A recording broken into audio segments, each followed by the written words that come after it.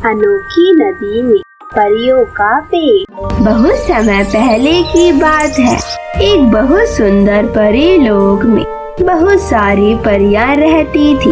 वह सारी परियां बहुत ही दयालु थी, जो परी लोक से ही नीचे धरती लोक पर नजर रखा करती थी और जरूरतमंद लोगों की परी लोक से ही मदद करती थी। क्योंकि परियों को धरती लोक पर जाना मना था, क्योंकि बहुत सारी परियां लोगों की मदद करने धरती लोक पे गई, परंतु कभी लौट के नहीं आ पाई।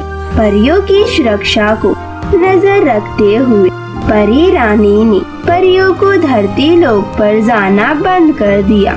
इसलिए सारी परी लोक में ही रहती और अपने आप में ही खुश रहती। परी लोक से ही लोगों की मदद करती। एक दिन की बात है, सभी परियां अपने कामों में लगी हुई थी। तभी दो परियां, जिनका नाम सोन परी और मोन परी था, वो धरती लोक पर नजर रख रही थी।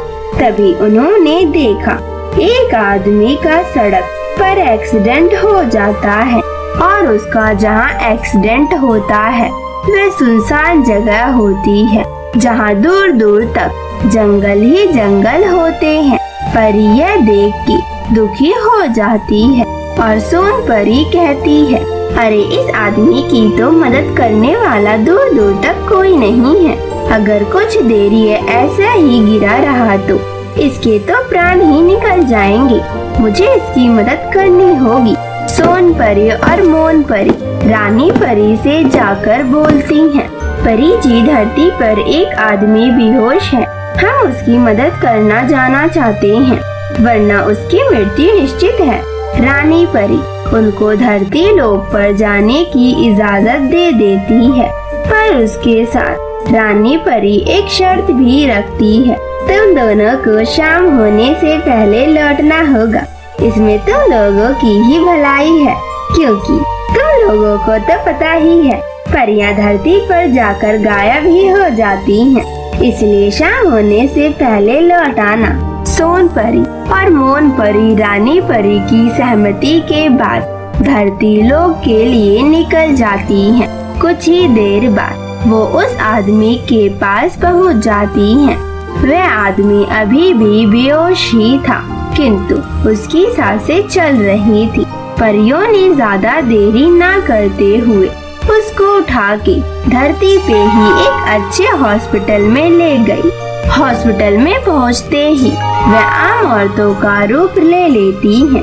वहां पर डॉक्टर को बुलाया जाता है और फिर डॉक्टर उसकी पट्टी करता है।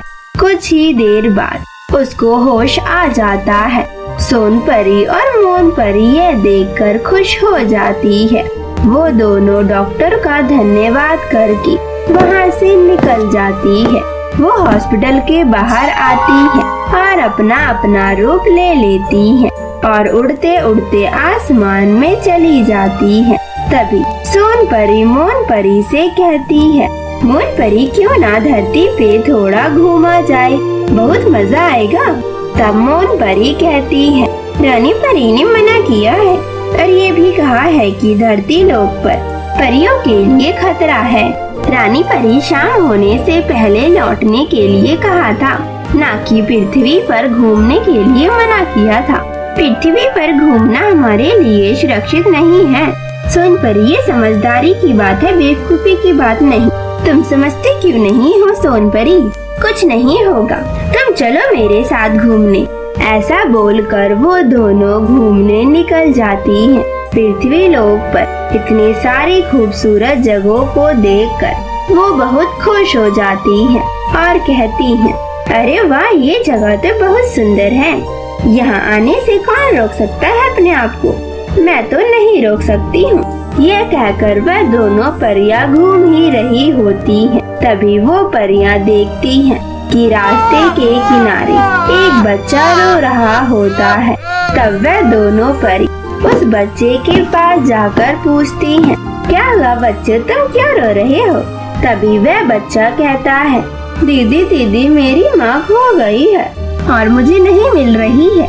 मुझे बहुत तेज भूख भी लगी है, परियां उस बच्चे की हालत को देखकर उदास हो जाती हैं और मदद करने की सोचती हैं। वो परियां उस बच्चे को जादुई छड़ी से बहुत सारा स्वादिष्ट खाना मंगवा देती हैं और उसको खिलाती हैं। इतना सारा स्वादिष्ट खाना खाकर वह बच्चा बहुत खुश हो जाता है। उसके बाद मोन परी कहती है, बेटा तुम कहाँ रहती हो? तुम्हारी माँ कहाँ है? मेरी माँ बीमार है। मैं उनके लिए दवाई लेने आया था, किंतु पैसे ना होने के कारण मैं दवाई तो नहीं ले पाया और ना घर जाने का रास्ता पता है। मैं रास्ता भूल गया हूँ। ये सुनने के बाद परी अपनी जादू की छड़ी निकालकर जादू करती है। तभी बच्चे को रास्ता याद आ जाता है और परी उसके माँ के लिए दवाई भी ले लेती है और उस बच्चे के पीछे पीछे जाने लगती है। कुछ ही देर बाद एक गुफा आ जाती है। बच्चा उसी गुफा में चला जाता है। सोन परी और मोन परी हैरान हो जाती है क्योंकि वह गुफा काफी डरावनी होती है। उसमें जाने के लिए मोन परी मना करती है, किंतु सोन परी कहती है, क्या पता ये लोग गरीबी के कारण इस गंदी सी गुफा में रह रहे हों। यह भी तो हो सकता है। अगर हम दवाई लेकर अंदर ना जाए तो क्या पता उसकी माँ मर जाए, इसलिए हमें अंदर जाना ही पड़ेगा। ऐसा बोलने के बाद वे दोनों गुफा के अंदर चली जाती हैं।